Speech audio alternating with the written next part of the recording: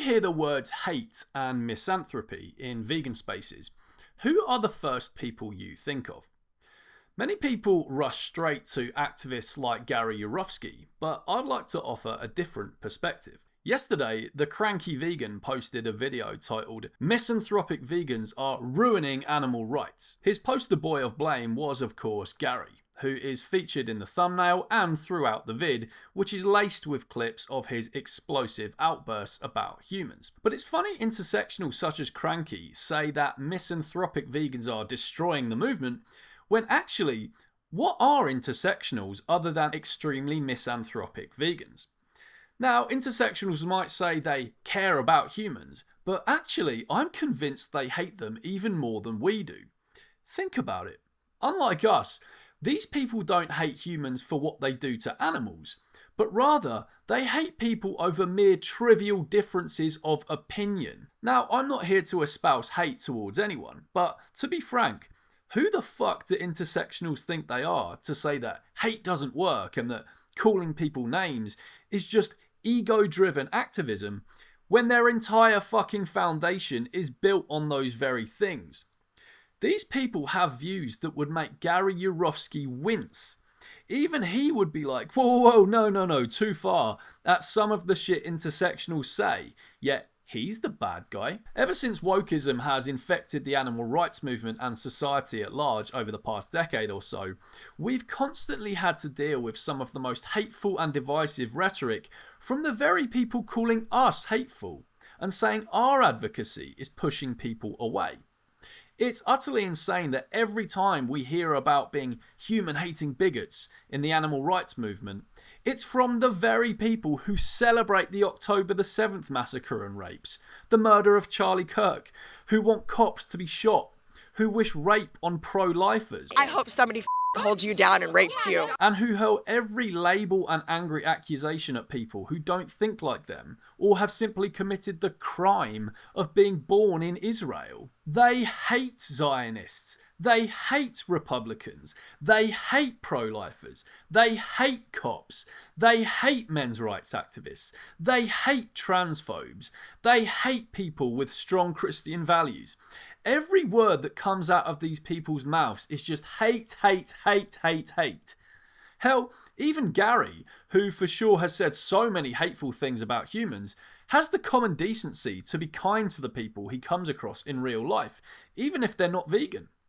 But these people are just angry, hateful zealots about anyone who doesn't share their opinions on everything, apart from, strangely, Muslims, who seem to get a free pass in their eyes to have the opposite view on them to just about every issue there is, from gay marriage to patriarchy to abortion and to gay adoption. In fact, I dare say, if only Charlie Kirk was Muslim, there'd be a shrine of him right now in every intersectional's bedroom. Cranky and other intersectionals constantly make the argument that misanthropy and such is not persuasive and will only drive people away from veganism. But what is their form of persuasion? Their form of convincing people to support Palestine is to call them genocide supporters if they don't. Their whole shtick with supposed anti-racism is to call white people scum and colonisers. They'll call you a misogynist if you value unborn children. They'll call you a Nazi if you believe in freedom of speech. They'll call you a racist and an Islamophobe if you have concerns over immigration or have criticisms of Islam. They'll bully women and call them transphobic bigots if they aren't comfortable having their naked bodies seen by trans women in their own spaces. They'll call the average American a fascist or a white supremacist for exercising their right to vote for the current president. Just every little issue there is you can think of, their method of persuasion is hate, name-calling, and explosions of anger.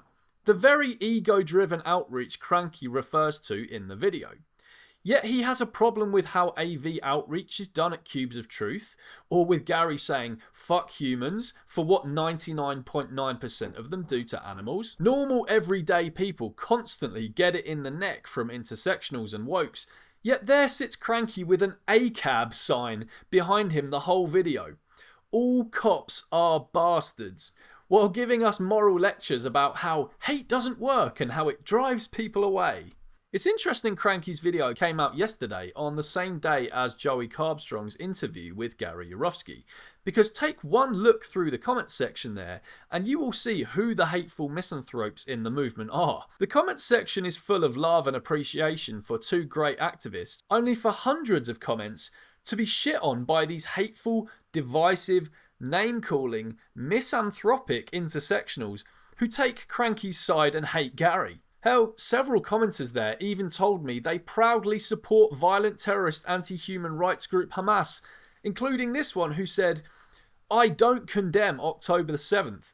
Why would I condemn attacking apartheid terrorists committing genocide?" Again, even Gary would not condone a terror group going through a village raping, butchering and torturing civilians simply for where they were born. Yet this is just standard rhetoric in woke, intersectional, anti-misanthropic spaces. One intersectional in my inbox on X a while back, on seeing a picture of Shani Luke's half-naked body being dragged through the streets of Gaza by men chanting Allahu Akbar, was asked by me, "Here is your human liberation. Does this look like human liberation to you?" To which he replied, "Yes, one less Zionist rat in the world." Yet we're supposed to take moral lectures on hatred, misanthropy, effective advocacy and human rights from these sick, demented, hateful, anti-human rights bastards? Even Cranky, who to his credit is less hateful than many of the other intersectionals, condemned AV in 2020 when we made a post condemning hatred, when we went in on the hypocrisy of the speciesist BLM mob as they paraded around with severed pigs' heads, used as a tool to represent their own hatred of police. That is, we're going to compare you to this gross, disgusting animal who we hate to push our own human rights message. That post was the most anti-hate post in animal rights history, condemning an action which expressed both hatred of animals and their fellow humans.